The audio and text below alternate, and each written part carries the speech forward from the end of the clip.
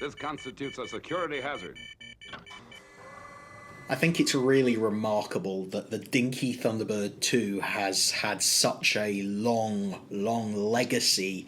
It was designed and released nearly 60 years ago, and there are still versions of Thunderbird 2 toys that take their inspiration from the Dinky version. There aren't many toys that have that kind of legacy, and I don't think the Dinky Thunderbird 2 is talked about enough. So today we're going to kind of get into it a little bit. I've also got accompanying it, just to kind of demonstrate my point. This is the Matchbox Thunderbird 2 from the 1990s, and this is the Corgi Thunderbird 2 from 2015. This isn't even the latest one. This is the 2015 version. They've just released a newer version of this with, updated paint work and, a different, slightly different altered design and things like that. So even now, they are still making die-cast Thunderbird 2 toys that aren't too dissimilar to the Dinky one. And this isn't even an original Dinky Thunderbird 2 as well, I should say. This is the reissued version from sort of the mid-70s. But we'll get into all of that because, of course, I have my fab book of Jerry Anderson Dinky toys here to help me to explain some of the history of this. But essentially, this is the blue version. It's blue, of course.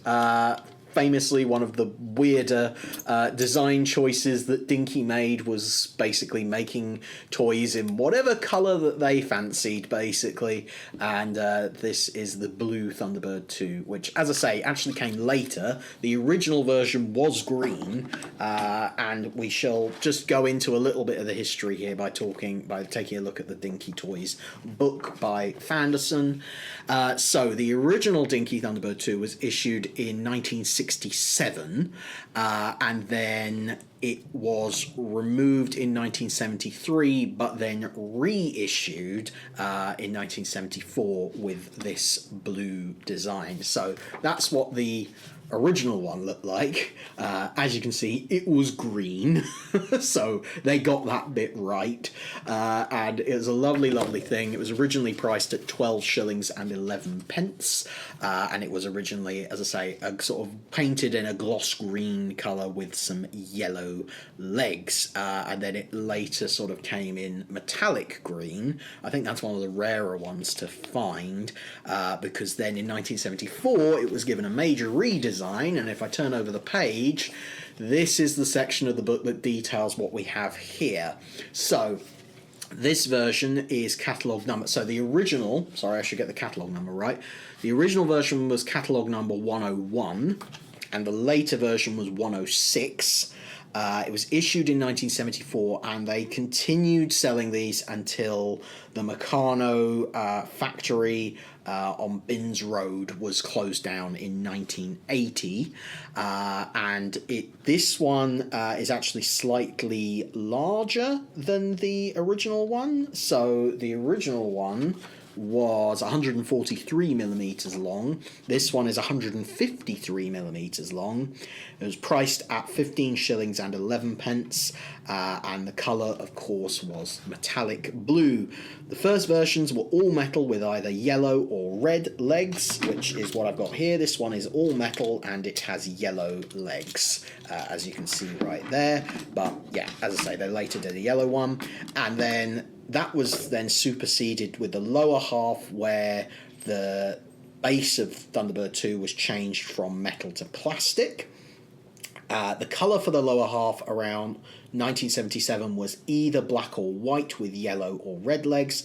And then, of course, lots of different packaging variants as well. They would do bubble packaging and artwork packaging, all sorts of different things. And of course, we have to talk about the fact it also came with Thunderbird 4. We'll get to Thunderbird 4. So let's take a closer look at this. So we've established that this is sort of the 1974 version before they changed it to a plastic base, but still with the blue paintwork. So let's talk about features. As you can see, paintwork is little bit worse for wear. This thing has been well loved, of course. A fact that I very, very much like. I actually really like seeing my Dinky toys have a little bit of, have a few battle scars on them. I think that just adds to the charm of them a little bit. The stickers, as you can see, are a little bit faded, but they're still clinging on in there. They're still hanging on with their nice Thunderbird 2 font on them. I think the shaping of this is really quite good. It's different, but I think they get that, they capture the shape of the sort of original Thunderbird 2 studio model quite nicely, in my opinion. Now, the pod, I should say, the pod doesn't really, unless you hold it from underneath, the pod doesn't stay in there very, very well. It's just about hanging on in there. So that drops out. And then let's take a look at the pod itself. It's got a black plastic door on there, and inside, let me open this up, tip it out, and what have we got? We've got Thunderbird 4. Now, from reading this book, and maybe the experts in the comments can help me out with this, in this book it details that Thunderbird 4 is done in plastic. This one is metal, and I've dropped it. This one is metal. I think it's a reproduction, honestly, because the paintwork on this is very, very crisp and very, very clean. Certainly compared to my Thunderbird 2, which is, you can see it's all worn and battered and things like that. This Thunderbird 4 is very, very clean and very, very crisp paint lines. So, and as I say, it's done in metal. So I have a feeling that this is sort of a replica Thunderbird 4. But let me know if you know differently in the comments. But it's very nice. Even if this is a replica, I'm glad that it has one. It's certainly better than if it was missing entirely. The pod itself has a couple of metal rollers which squeak like anything when you roll it along. Not a very pleasant sound at all. And then the landing legs are, as I say, yellow. They are spring-loaded and they still pop out really, really nicely, and it just sits like that. Really, really good. I like the fact that that's still all intact. Very glad that my Thunderbird 2 seems to have all its legs. I know that they are susceptible to snapping off and things like that, but I just think that displays really, really nicely. So I mean, the fact that this is a sort of later version honestly kind of surprises me. I didn't know until I sort of opened the book and read about it. I didn't know that the blue version was actually a later thing. I thought it was originally blue and then they corrected it to green. Turns out it was the other way round, but I don't mind that at all. As I say, I like the blue colouring. I think it's really quirky and different, and kind of, in a way, weird way, I've gotten very used to seeing it that way. Obviously, green is the right colour, but, blue is good fun. Really, really nice. Love that. What I want to briefly touch upon is how this design was then adapted later on, and what cues sort of later toys took from that. So here I have the Matchbox Thunderbird 2, which I have to say, the sort of size and profile of it is really similar. To the point where you go, well, they were definitely looking at the Dinky one when they came up with the Matchbox version. It's very, very similar indeed, in terms of size and everything like that. Right down to the fact that you've got things like the thrusters on the back are done in plastic, just like they are on the Dinky version. There's a different design, but they're still different. The printing, this is interesting. So obviously all the numbers and lettering and stuff like that is done with stickers on this one. It's printed on the Matchbox version, and then obviously the colour is totally different. Needless to say, they kind of realised that maybe getting the colour right was a good idea. You're still dealing with spring-loaded plastic legs, but instead of having the button on the side, the button is on the top. But otherwise, that is a very, very similar play feature to what was on the Dinky version.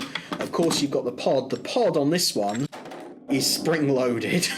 and unfortunately it likes to drop out, but they've given it a sort of spring-loaded mechanism in here at the back in an attempt to try and hold it in. Obviously over the years this one has worn out, but yeah, that would be I think that we would consider that maybe an improvement on the Dinky one, but nevertheless still very, very good indeed. And of course it has the little Thunderbird 4 inside, because that's an important feature as well. My little Thunderbird 4 is very battered up in there, but yeah, same sort of size Thunderbird 4 and everything, just slightly tweaked, slightly improved design. And then the same thing for the Corgi one, really. The Corgi one definitely quite similar, really. Definitely a different shaping for this Thunderbird 2. I would say it looks quite a bit shorter than this one. You can sort of compare them there, but as I say, Corgi recently came out with a different coloured version of this Thunderbird 2, so you can compare and contrast with that as well. But same thing again, plastic spring-loaded legs right there, plastic thrusters on the back, and a detachable pod which you can open up, and it's got a little Thunderbird 4 in there as well. This Thunderbird 4 definitely much more detailed than what you got with the Dinky or the Matchbox one. But there you go, that fits away in there like that. So I wasn't going to go into full depth on the sort of newer versions, but just to kind of demonstrate the point really that this toy formed the foundation of toys that are still being designed nearly 60 years later. I just think that's really remarkable. What an incredible legacy, and yeah, what a wonderful job that Dinky did back in the day to really boil down the kind of key features of Thunderbird 2, the things that we as viewers of Thunderbirds over the years have always enjoyed about Thunderbird 2, boiling them down into a really simple, straightforward, easy to play with toy, with just lots of fun little features with the spring-loaded legs and the pod and the Thunderbird 4 and the things like that. I think that's all really, really important, and really nice that that's all in there. I can only hope that toys like this continue to be produced for years and years and years to come, and we just have to say, well done, Dinky. You did good back in the day. It's a shame, really. The only other Thunderbirds Dinky toy that was made was Fab 1. I don't have one of those, sadly. Otherwise, I would have talked about it today. But the Dinky Fab 1 also has had a legacy. Corgi also continue to make a variant which is similar to the Dinky Fab 1 to this day.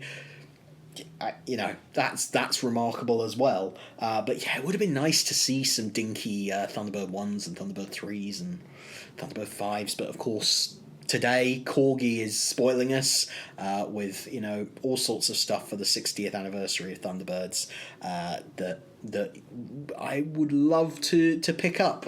Sadly, importing that sort of stuff over to the US is expensive, so I can only pick up so many of these wonderful pieces of merchandise, but I'm very, very lucky, very, very happy to have what I do have, that is for sure. So anyway, thank you for watching. I hope you've enjoyed this Security Hazard Mini. There are many, many more videos like this on the channel where I look at all sorts of bits and pieces of Gerry Anderson merchandise, including lots of other Gerry Anderson Dinky toys as well. If you want to see more of this sort of thing, head over to patreon.com/securityhazard. You can give what you can, but only if you can. That helps to support me, helps support the channel, and you get access to exclusive videos that you won't find anywhere else. But that's it from me for today. Thank you very much for watching, and I shall see you in the next video. Until then, take care. Security hazard negative.